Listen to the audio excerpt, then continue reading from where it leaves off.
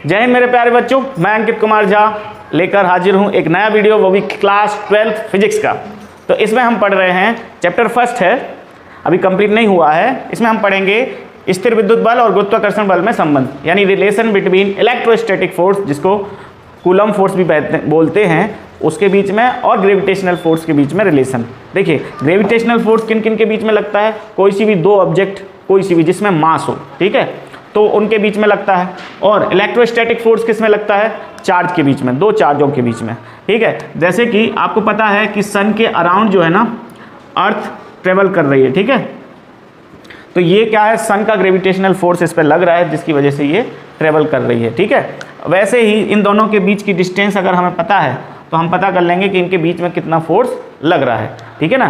तो इसके बाद अब इलेक्ट्रोस्टैटिक फोर्स क्या होता है वो भी देखते हैं, ठीक है। आपको पता है ना इलेक्ट्रोस्टैटिक फोर्स यानी कि कूलम फोर्स जिसे हम बोलते हैं। तो हम यहाँ पर लिख लेते हैं दोनों फोर्सों को, ठीक है, और ये उनकी कुछ वैल्यूज़ दी हैं, तो ये यूज़ होंगी इनके रिलेशन में, इसलिए मैंने यहाँ पर इनको लिख दिया है। तो सबसे पहले हम बात करते हैं, दो चार्ज हैं Q1 और Q2, इनके बीच की डिस्टेंस है R, ठीक है, समझ गए बात को। तो R इनके बीच की डिस्टेंस है, तो Q1 और Q2 ये चार्ज हैं, ठीक है। तो ये क्या होता है? F proportional Q1 Q2 upon में R², ये होता है, ये इलेक्ट्रोस्टैटिक फोर्स है। और दो ऑब्जेक्ट जिनके मास क्या हैं, M1 और M2, इनके बीच की डिस्टेंस अगर R है, क्या R, ठीक है, तो इलेक्ट्रोस्टैटिक फोर्स ग्रेविटेशनल फोर्स इनके बीच में क्या होगा? F proportional M1 M2 upon में R²। जब इसका प्रोपोर्शनल साइन हटता है तो एक यूनिवर्सल ग्रेविटेशनल कांस्टेंट आ जाता है, जिसको हम बोलते हैं G, कैपिटल G, ठीक है। आपने 11th क्लास में पढ़ा होगा कैपिटल G यानी कि सार्वत्रिक गुरुत्वाकर्षण नियतांक, यूनिवर्सल ग्रेविटेशनल कांस्टेंट, ठीक है, M1 M2 अपॉन में R², ठीक है। तो ये होते हैं, इसका प्रोपोर्शनल साइन हटता है तो आ जाता है K Q1 Q2 अपॉन में R²। तो इसकी वैल्यू क्या होती है? 1/4πε0, ठीक है। ये इलेक्ट्रोस्टैटिक कांस्टेंट है बिटवीन टू चार्जेस, ठीक है, ये डिपेंड करता है मीडियम पर, है ना। तो अब ऐसे ही करके ये इन दोनों में क्या रिलेशन होता है? तो इन दोनों के लिए रिलेशन निकालने के लिए एक ही चीज़, एक ही तरीके की चीज़ पता होना चाहिए, मतलब जिसमें मास भी हो, जिसमें चार्ज भी हो, इलेक्ट्रिक चार्ज भी हो। तो ऐसा एक ही एग्जाम्पल है एटम। क्या? एटम। तो एटम को हम लेंगे, जिसमें एटम में जो न्यूक्लियस होता है ना, देखिए एटम का स्ट्रक्चर बनाए लेते हैं, आपको पता भी होगा। देखिए एटम यहाँ पर ये बाहर ऑर्बिट हो गई और यहाँ पर हो गया ये न्यूक्लियस, ठीक है। तो इसमें कौन होता है? प्रोटॉन और न्यूट्रॉन। प्रोटॉन पर चार्ज होता है प्लस का, और जो ऑर्बिट्स में चक्कर लगाते हैं, राउंड लगाते हैं, उनको क्या बोलते हैं? इलेक्ट्रॉन।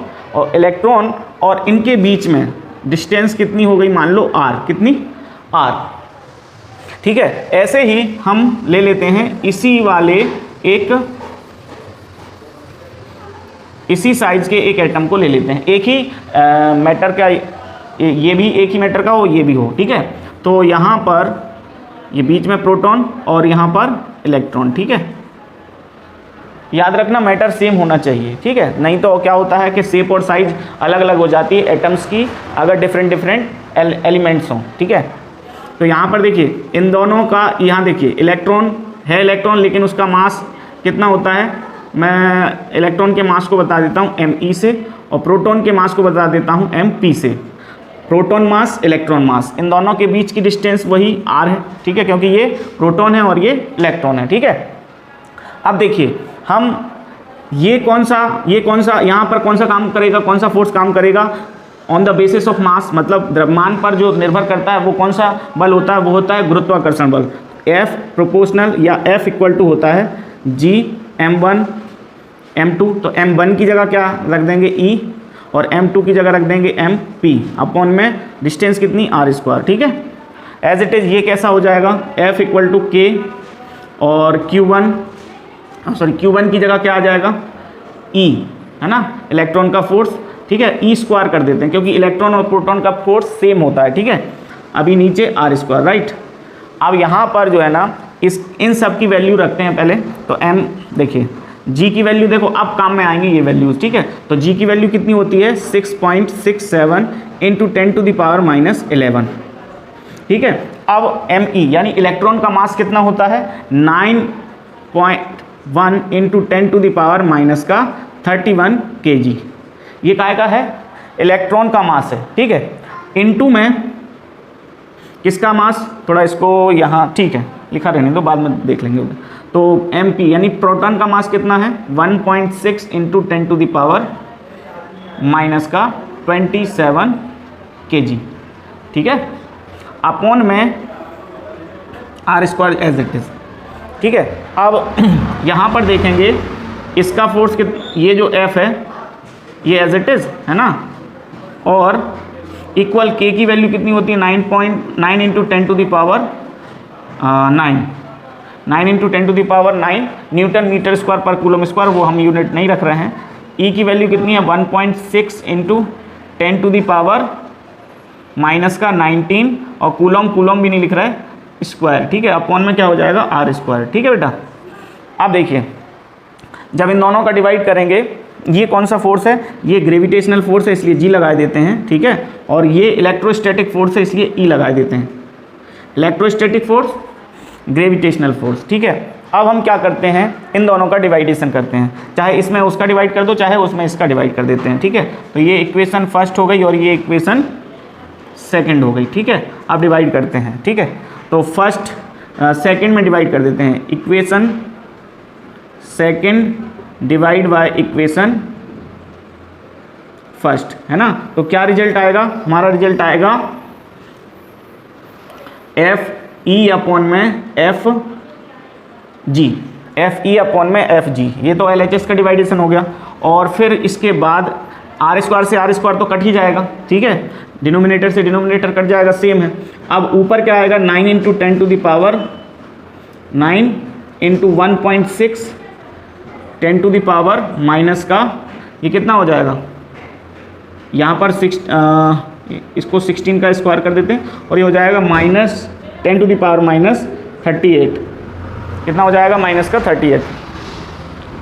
नीचे ये रहेगा तो इसको 6.67 इंटू 10⁻⁻31 -11 और इंटू 9.1 इंटू 10⁻⁻31, ठीक है, इंटू में 1.6 इंटू 10⁻⁻7, ठीक है। अब इसको जब सॉल्व करेंगे तो आएगा कितना वो देखिए ज़रा, इसको जब सॉल्व करेंगे तो आएगी वैल्यू कितनी 2.27 इंटू 10⁻⁻39, ठीक है।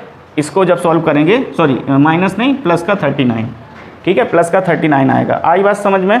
तो जब इसका प्लस का 39 आ रहा है तो हम इसको निग्लिजिबल कर देंगे, मतलब 2.27 को लगभग हटा ही देंगे।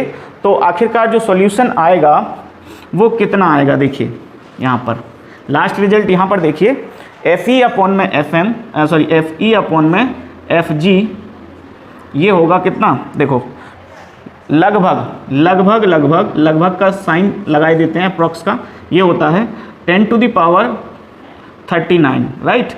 अब हम क्रॉस मल्टीप्लाई कर देंगे तो क्या हो जाएगा FE मतलब कि अप्रॉक्स 10⁻39 FG, ठीक है। तो इसका मतलब क्या हुआ, जो इलेक्ट्रोस्टैटिक फोर्स होता है वो ग्रेविटेशनल फोर्स के कितना होता है 10⁻39 टाइम्स होता है, कहीं भी लगा लो, लेकिन बस होना क्या चाहिए, वो दोनों का मास होना चाहिए, दोनों का चार्ज होना चाहिए और उनके बीच की डिस्टेंस तो वो तो कॉमन होगी, क्योंकि ये पार्टिकल एक ही है, ये इलेक्ट्रॉन है। यहाँ पर इलेक्ट्रॉन का मास बता रहा हूँ, ये अलग अलग मत समझना, ये इलेक्ट्रॉन है, इलेक्ट्रॉन का मास है, ये इलेक्ट्रॉन है, ये प्रोटॉन का मास है, ये प्रोटॉन है, ठीक है। तो इस तरीके से ये रिलेशन होता है। आई होप आपको इस समझ में आ गया होगा, ठीक है। तो अगर समझ में आया हो तो लाइक शेयर सब्सक्राइब कर दीजिए, ठीक। इसके बाद हम देखते हैं FE और FG में कुछ सिमिलैरिटी और कुछ डिफरेंस, यानी कि दोनों में क्या समानता है और क्या असमानता है। तो सबसे पहले तो हम देख लेते हैं, इस फॉर्मूले के बेस पर हम देखते हैं, ठीक है। तो दोनों ही डिस्टेंस के स्क्वायर के इन्वर्स प्रोपोर्शनल होती हैं, यानी कि दोनों ही दूरी के वर्ग के व्युत्क्रमानुपाती होती हैं। तो पहला क्या है, सिमिलरिटी क्या है, यानी F प्रोपोर्शनल 1/r², ठीक है, ये भी होता है F प्रोपोर्शनल 1/r², ठीक है। और ये जो होता है ये मासेस के प्रोडक्ट के प्रोपोर्शनल होता है और ये चार्जेस के प्रोडक्ट के प्रोपोर्शनल होता है। तो इसके बाद ये हो गया एक। दूसरा क्या है, यह एक it is a centripetal force, centripetal force,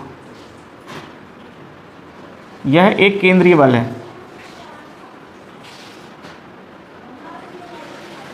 केंद्रीय बल है, यह भी है, it is also a centripetal force, ठीक है। इसमें जो है फोर्स जो है ना वो दोनों के सेंटर्स को मिलाने वाली लाइन के अलोंग में काम करता है, ठीक है। Force acts along the line joining of centre of both masses. तो यहाँ पर ये है, ये भी ऐसे ही काम करता है, ठीक है। इसमें भी यही समानता है, इसमें बस हो क्या जाता है, दोनों आवेशों के केंद्र को मिलाने वाली रेखा के मध्य रेखा के अनुदिश यह बल कार्य करता है। It acts along the line joining of both charges centres, ठीक है। इसके बाद this is a conservation force, मतलब यह एक संरक्षी बल है, ये भी कंजर्वेशन फोर्स है, ये भी एक संरक्षी बल है, ठीक है। इसके बाद ये तो हो गई सिमिलैरिटी।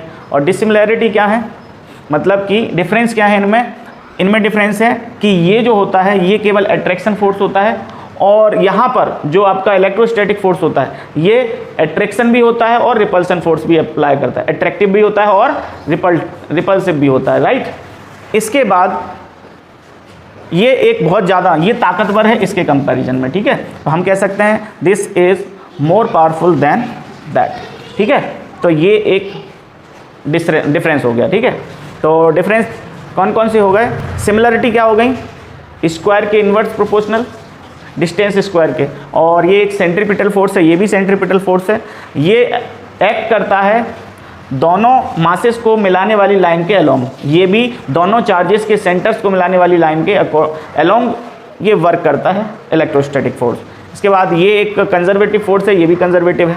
ये तो हो गई सिमिलरिटी। अब इनमें डिफरेंस क्या है, ठीक है। तो डिफरेंस ये है कि ये एक केवल अट्रैक्शन फोर्स अप्लाई होता है इनमें दोनों में, इनमें अट्रैक्शन भी होता है और रिपल्सन भी होता है, क्योंकि अगर सेम चार्ज हुए तो रिपल्सन होगा और अपोजिट चार्ज हुए तो अट्रैक्शन होगा, ठीक है। आगे बात समझ में, इनमें आकर्षण और इसमें आकर्षण और प्रतिकर्षण दोनों बल होते हैं, इसमें केवल आकर्षण बल होता है। इसके बाद दूसरा इनका असमानता या फिर अंतर जो है वो कौन सा है, ये बहुत ही वीक है और ये बहुत पावरफुल है, ठीक है। क्योंकि हमने अभी देखा था Fe लगभग Fg के कितने गुना था, 10⁻39 गुना था, राइट। तो इसका मतलब ये पावरफुल हुआ, ये वीक हुआ, ठीक है। तो कह सकते हैं यह एक प्रबल बल है और यह एक दुर्बल बल है, ठीक है। आगे बात समझ में, आई होप आपको ये चीज़ समझ में आ गई होगी। आपकी बुक्स में और ये पॉइंट वाइज दिए हुए हैं, मैं इन पॉइंटों को समझा चुका हूँ यहाँ पर। आई होप इसको आप अच्छे से समझ पाए होंगे और अगर समझ पाए हों तो लाइक शेयर सब्सक्राइब जरूर करिएगा। जय हिंद,